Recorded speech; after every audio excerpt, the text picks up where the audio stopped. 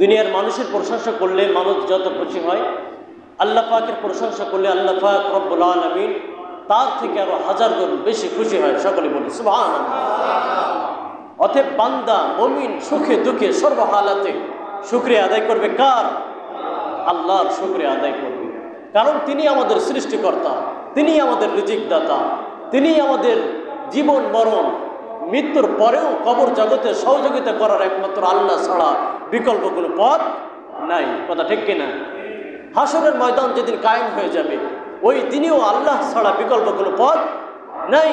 কিয়ামতের ময়দানে যেদিন মানুষ এনাফসি করতে থাকবে, ছেলে বাবার পরিচয় দেবে না, বাবা ছেলের পরিচয় দেবে না, ওই দিন একমাত্র আমাদের সাহায্যকারী একমাত্র সৃষ্টিকর্তা মহান আল্লাহই আমাদের পাশে থাকবেন। কথা ঠিক কিনা?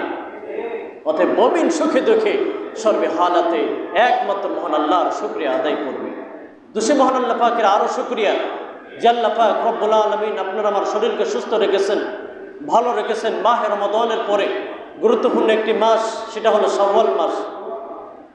তেমন একটা মাসে আমরা পদার্পণ করেছি এবং আল্লাহ পাক রব্বুল আলামিন দুনিয়ার জমিনে অসংখ্য নবী রাসূলকে প্রেরণ করেছেন মানব জাতির পথ প্রদর্শকের জন্য।